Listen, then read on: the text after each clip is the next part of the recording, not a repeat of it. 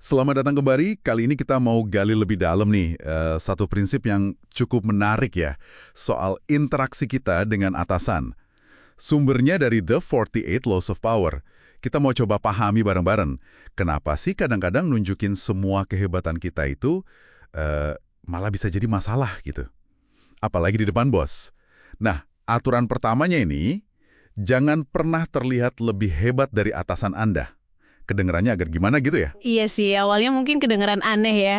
Tapi intinya tuh bukan berarti kita harus pura-pura nggak bisa apa-apa gitu. Lebih ke gimana cara kita nampilin kemampuan kita. Sumber ini bilang kuncinya itu bikin atasan kita nyaman, merasa aman, dan ya tetap merasa di atas gitu. Jadi jangan sampai mereka merasa terancam sama kita gitu ya? Betul. Jangan sampai kecemerlangan kita malah bikin mereka, insecure. Oke. Jadi ini bukan soal kinerja doang ya, tapi lebih ke persepsi dan mungkin sedikit politik kantor. Sumbernya kan bilang, Anda bisa aja nggak sengaja ngalahin atasan cuma dengan jadi diri sendiri.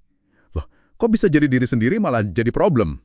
Nah, ini nih yang agak tricky ya. Jadi masalahnya bukan di niat kita seringnya, tapi lebih ke efeknya ke atasan. Kan kebanyakan orang ya termasuk atasan, pengennya merasa aman dong di posisinya. Iyalah, masih. Nah, kalau Anda mungkin ya tanpa sengaja kelihatan lebih pinter, atau lebih disukai orang, atau idenya lebih brilian gitu, nah itu bisa dianggap ancaman. Entah ancaman buat statusnya, atau ya keamanan jabatannya. Apalagi kalau atasannya emang dasarnya udah agak kurang pede gitu. Oh, jadi ini soal rasa aman mereka ya, bukan soal kitanya niat buruk atau gimana? Persis, ini soal persepsi mereka, bukan selalu niat kita, gitu. Oke, paham. Jadi, gimana kita terlihat di mata mereka itu penting banget. Nah, katanya ada contoh dari sejarah Italia nih, yang cukup, dramatis ya. Siapa tadi? Astore Manfredi. Ah iya, Astore Manfredi dari Faenza. Itu contoh klasik banget sih. Dia itu digambarkan sebagai pangeran muda yang, paket komplet lah. Ganteng, karismatik, baik hati, rakyatnya cinta banget sama dia. Idaman gitu ya. Betul. Nah, waktu Cesare Borgia naklukin kotanya, Faenza, tahun 1500, Borgia ini kan terkenal kejam ya. Tapi awalnya dia malah baik loh sama Manfredi, yang waktu itu masih 18 tahun, dibiarkan bebas di istana. Wah, orang Faenza pasti lega tuh dengernya. Tapi, kok kayaknya ada tapinya nih? Nah, itu dia.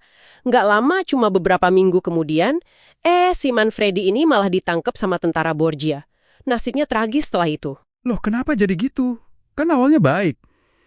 Nah, analisisnya gini. Kemungkinan besar, justru kualitas-kualitas hebatnya Manfredi, itu pesonanya, popularitasnya di mata rakyat, yang bikin dia kelihatan kayak saingan potensial gitu buat Borgia. Oh, jadi Borgia merasa terancam gitu. Kemungkinan besar begitu. Meskipun awalnya Borgia kelihatan baik, tapi ya kecemerlangan Manfredi ini secara nggak sengaja kayak ngalahin pamor Borgia, atau setidaknya bikin Borgia merasa, nggak nyaman, nggak aman. Fatal akibatnya. Ini nunjukin bahayanya kalau kelebihan kita bikin orang yang berkuasa merasa terancam. Waduh, seram juga ya contohnya. Ekstrim sih, tapi poinnya dapat banget. Terus, gimana caranya kita menerapkan ini tanpa jadi penjilat atau kelihatan nggak tulus gitu? Tadi disebut soal kecerdasan sosial kan ya? Betul sekali. Ini bukan soal jadi penjilat atau sengaja merendah palsu gitu, bukan. Tapi lebih ke arah kecerdasan sosial dan strategis. Artinya, kita perlu peka sama dinamika kuasa di sekitar kita. Peka gimana tuh maksudnya? Ya, kita mikir gimana caranya nunjukin kita kompeten tapi nggak bikin atasan iri atau merasa terancam. Misalnya nih ya, pastiin atasan dapat kredit juga buat kesuksesan tim. Atau mungkin pas kita punya ide bagus, kita sampaikan seolah-olah itu pengembangan dari visi atasan. Ah, oke. Kayak membingkai ulang gitu ya? Iya, bisa dibilang gitu. Sumber ini nyebutnya bermain dengan penampilan. Maksudnya, kita sadar kalau dalam interaksi, apalagi yang ada hierarkinya, persepsi itu seringkali sama pentingnya sama kenyataan. Ya, pinter-pinter milih topeng yang pas buat situasi yang pas gitu. Oke. Jadi, buat Anda yang lagi dengerin nih, intisarinya dari aturan ini adalah soal kesadaran diri dan gimana kita mengelola persepsi orang lain, terutama atasan. Gimana caranya bikin atasan kita merasa pinter dan aman, meskipun kita juga kasih kontribusi besar. Kayak ngatur sorotan lampu gitu ya, biar cahaya kita nggak nyilauin mereka yang di atas. Nah, iya, mungkin sebagai bahan renungan akhir nih buat Anda, coba deh ingat-ingat. Pernah nggak sih Anda lihat situasi di mana ada orang yang jago banget, kompeten, tapi hubungannya sama atasan malah jadi nggak enak?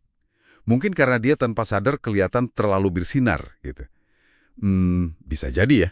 Nah, dari yang kita obrolin tadi, kira-kira situasi kayak gitu bisa nggak sih dihadapi dengan cara yang beda, yang lebih pakai kecerdasan sosial?